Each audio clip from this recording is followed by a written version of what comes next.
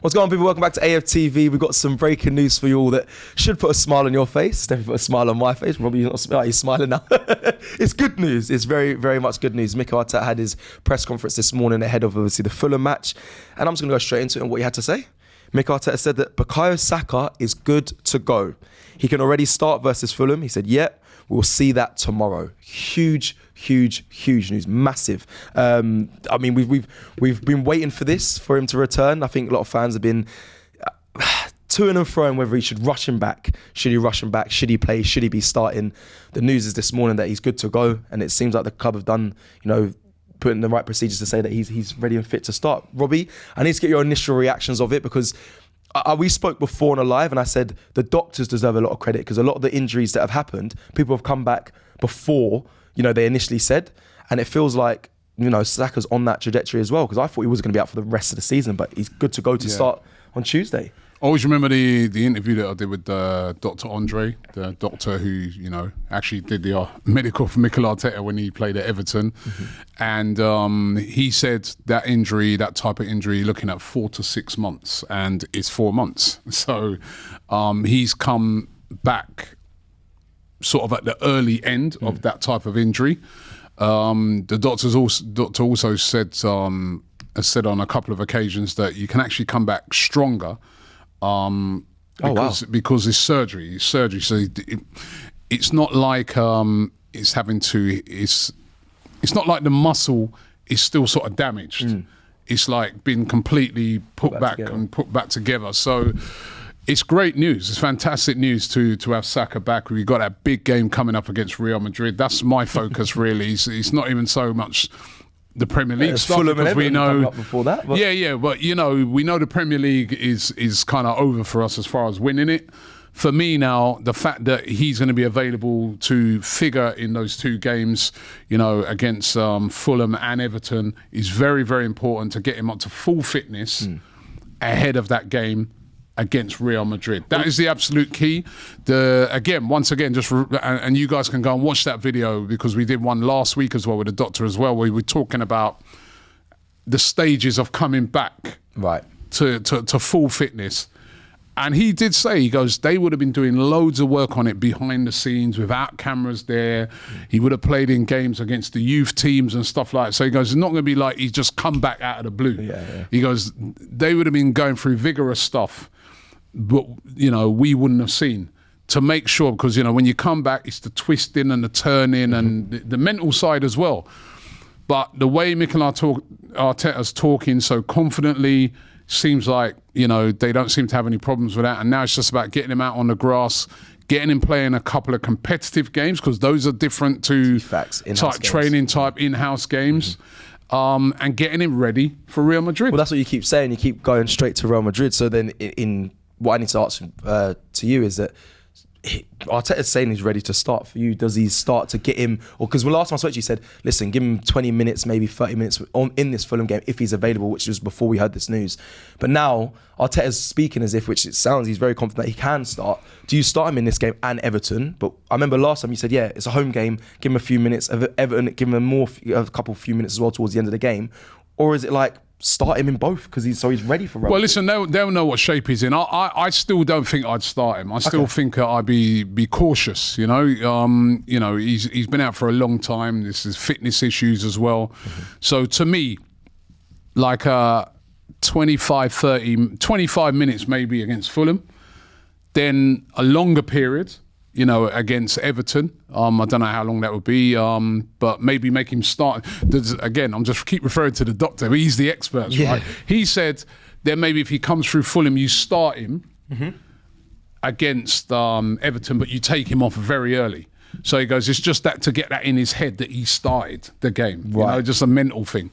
And then of course, do you think that counts? You think as a player? Well, he said it. He said it can count. Yeah. He said it can count, and they did a similar thing with Martinelli, wasn't it? He sort of came back and, got a few minutes. And then the second game he did start, didn't he, Martinelli? Yeah. And then now he's ready to go. So, and by the way, they played a blinder with that one as well, because we didn't think Martinelli would be back. And he was back. Before the international break. This news is huge, Cecil, because then really, in effect, the player that's, the only player that's missing going into that game is Kai Havertz, isn't it? Because Kai Havertz would have been, the other player that would have started, or maybe a Jesus, who, one of them two would have started down the middle.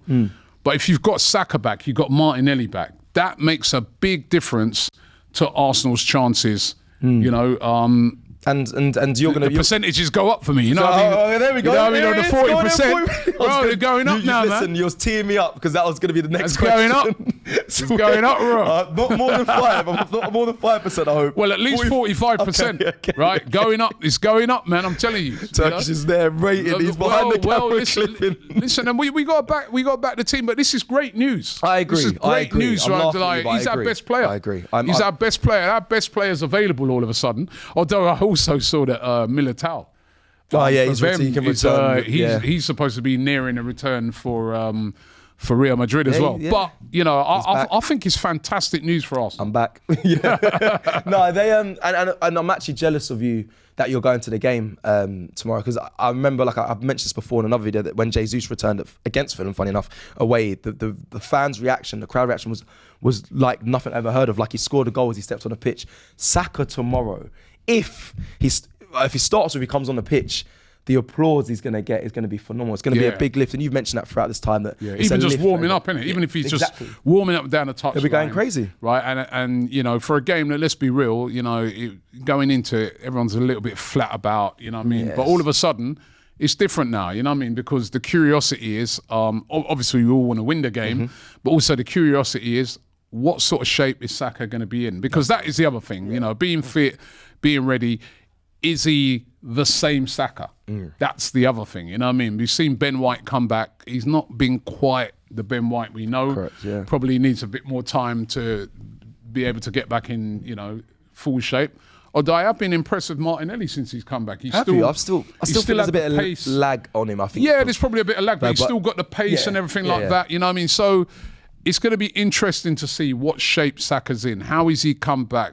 Has he got that sharpness? Because, as I said, like, for me, next week, Tuesday, that's the biggest game of the season, man. That game against Real Madrid, that's our season. That's the only trophy we can still win this season. Yeah.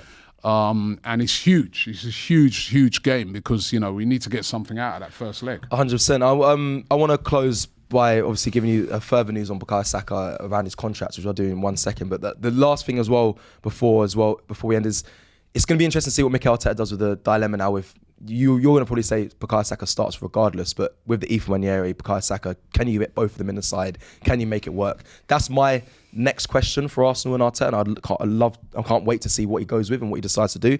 But move forward from that, Bukayo Saka for what game are you talking for the Real Madrid game? Yeah, I think I mean, I know you want to argue that impact. I still think Nwaneri be on the bench. I think or Saka, one of them two be on the bench because remember, there's no Sterling for that game either as well. So you're going to need someone who can come on and make an impact. So I get the feeling if Saka gets through these next two games, he'd start that game. And then if he's, if it's not working out or he's sort of tired, then you get a Nwaneri on. I want Saka to start, but I'd love to see both of them in the side. Start your strongest attacking options. Lastly, Fabrizio Romano, actually, he tweeted this only a few hours ago. No rush his current contract expires in June 2027. This is Bukayo Saka, but director Andrea Berta will take care of the process.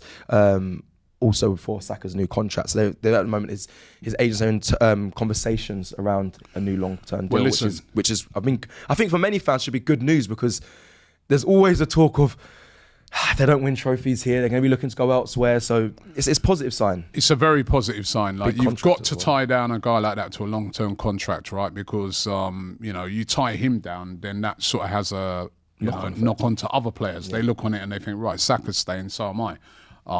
He's in it for the long term. I feel like I'm going to be in it long term for him. And then, if you don't tie down your best players, you only have to look at Liverpool right now. They've got 3 of their best players on the verge of leaving.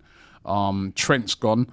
That sort of broke last week. Trent Alexander-Arnold's gone. And the other 2, it's not looking promising that they're staying either. And the last thing you want is your best players walking away from your football club, especially when they're walking away for nothing.